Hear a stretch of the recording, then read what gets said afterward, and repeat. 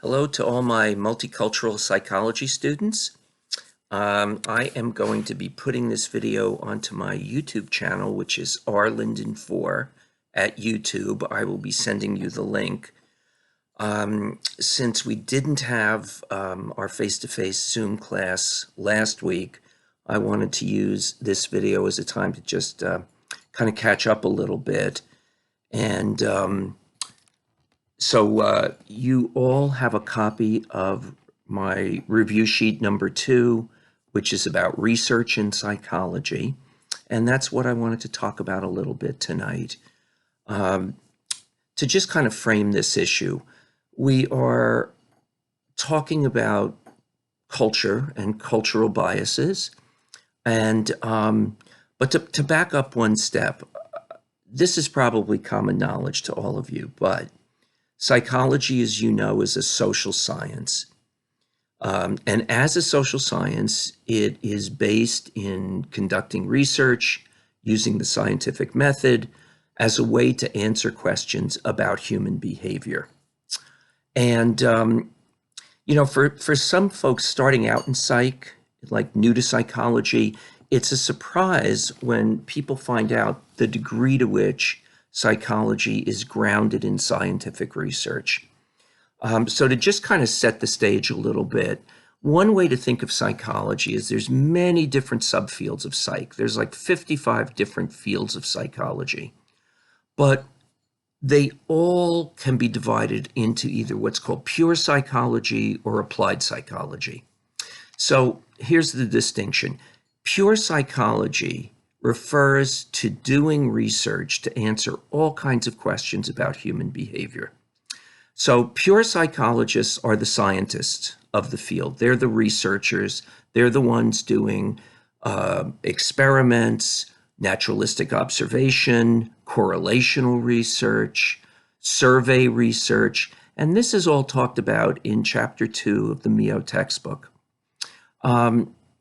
So in clinical psych, for example, there are pure psychologists in the field of clinical psych who are researching causes of psychological disorders, exploring new treatments scientifically for psychological disorders, and so on. But you see, there's a whole other side of psychology, which is called applied psychology. Applied psychologists work in real life with real people. So many clinical psychologists, though they were trained in research, are actually applied psychologists, working with people in therapeutic settings with different sorts of issues and concerns and struggles. Now, so we've got pure psych and applied psych. Now, here's the connection between them. A lot of the way that applied psychologists work in real life with people, some of the methods that psychologists use in applied psych come out of and are developed from pure psychology. So the research end of psych generates new sorts of treatments, new sorts of methods, depending on the area of psych. So they're two different pieces of the world, but what I'm trying to say to you is that you can see that they're connected. And so this is really important. So to kind of tie this into multiculturalism, right? Research is hard. Good science is challenging. It's difficult. And for those of you who are psych majors who continue your education, you will take, when you transfer to a 4-year school, you'll take a course called statistics or statistical methods, and you'll take another course called experimental psychology, in which you'll learn some of the basics of how challenging it is to do research. The concern that I want to focus on, though, is that good research in psychology is tied in part to recognizing and minimizing a whole host of biases. Now, not all of the biases in research in psychology tie to culture. There's other ways you can bias an experiment, a piece of research, such that whatever data you get, you can't really trust it because the bias could have altered the data. And some of those methods don't really involve cultural bias. But since this course is about multicultural psychology, that's what we're going to be focusing on. So let's think about the steps in doing research. And let me kind of use this as a way to kind of explore a little bit of the bias piece with you. So the first thing is, what kinds of questions do you even ask scientifically? And then design studies to test out those questions, to get those answers. The questions that get asked in psychology can sometimes reflect certain sorts of cultural biases, especially biases by the dominant group in a given society. So remember that in society, and certainly in American society, some people are dominants, meaning some people are born into positions of having more power, more economic power, more social capital, more opportunities, less restrictions, such as poverty and racism and so on. And so the dominant group is the group that gets to even decide in psychology, and actually in all fields of science, what questions are even worth asking, and then trying to design research to get the answers to. And not surprisingly, and this isn't because people are bad, this is because those of us who have lived in dominant positions, that's kind of what we take for granted until we think it hard about it, a lot of the questions really reflect the concerns of the dominants in a given society, and not the subordinates, not the people with less power and less capital. So when we look at the history of psychology, for example, in intelligence testing, a very big area of psychology involves studying scientifically what is intelligence, what are the different types of intelligence, how do we measure intelligence, to what extent are IQ tests valid measures of anything? A lot of the history of the research on intelligence or IQ testing shows that the questions that often have gotten asked are questions that embed the idea that the assumption that some people are born genetically superior intellectually, not as a function of their own unique history, genetic history, but as a function of race or culture. And so a lot of the early IQ tests in the early 20th century that were designed partly based in science were based on the idea that since there were a lot of immigrants coming into the United States, we needed to have a really good way to measure the immigrants that should be accepted because they were of normal intelligence versus the immigrants with subnormal IQ that shouldn't be allowed to enter the United States. But the basic assumption in the research was to measure IQ in a way that was a very narrow measure that implicitly favored people from Northern European countries, such as Great Britain, England, Scotland, Scandinavia, and systematically disadvantaged on this IQ test people coming from southern parts of Europe, Italy, Spain, Portugal, and so on.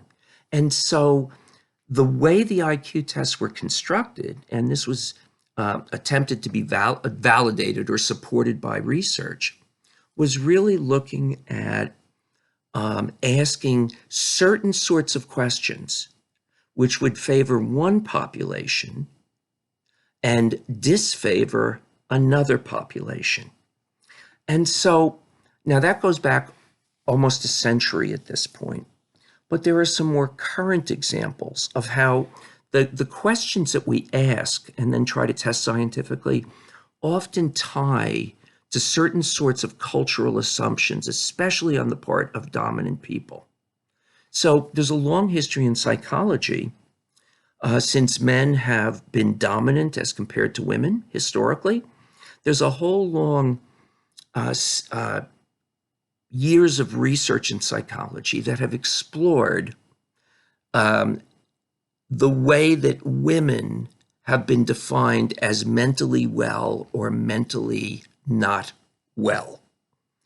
And when you look at some of that research, basically what you see is how research can be designed, the questions you ask can be designed to get the answers that you're looking for. So in a lot of the early research looking at female behavior versus male behavior, women who reported strong sexual needs were far more likely in the research to be automatically assumed to in some way be deviant than men who reported a similar strength of sexual urge and sexual desire. It is indeed true that through the mid-20th century, and in some parts of the United States even later, women could be temporarily committed for all kinds of infractions that violated social norms. And a lot of the science of this really was science that was based upon a set of discriminatory assumptions from the beginning. So women who behaved in overtly angry or aggressive ways were viewed as more psychologically disturbed and ill as compared to men who acted in exactly the same angry and or aggressive ways. We've also seen this in research looking at race, and this is more recent research, where young Black men who are angry and express their anger in a research study that's looking at these issues are viewed as more impulsive and more likely to become physically violent than young white men of exactly the same age who behave in exactly the same ways. So you see that when we're doing good science, what we're really trying to do is eliminate as much bias as we can. And we've gotten better at this, but we still have a long ways to go. And so just kind of to explore this just a little bit more, one of the fundamental biases built into a lot of psych research and also a lot of medical research is to do not just with the questions that you ask, but something called subject selection. Now, if any of you have taken kind of a rudimentary basic sort of science course before, you know that when we're doing research and we're studying anything, we're studying behavior or we're studying a medication, you can't study everybody in a given population. So what we do is we sample, right? We choose subjects that are a sample of the larger population. That's completely appropriate, right? So if there's a population of 10 million people, you can't study every one of 10 million people on a given quality. So you try to sample a small group of people that represent that larger population. And if we find something interesting going on with that small sample, then we can say, well, if it's true for this small sample, but they've been randomly chosen or they're representative of the larger population, then if it's true for this small group, it's probably true for the larger group.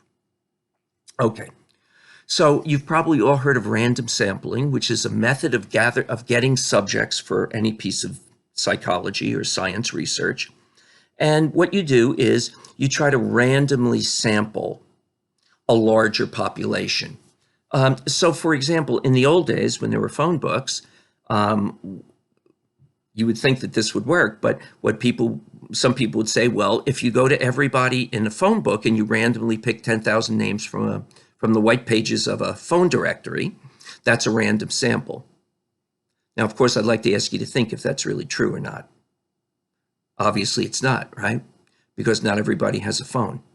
So people who don't want phones or can't financially afford phones or whatever those reasons are, they're not going to be part of your sample because they're not viewed as part of the larger population.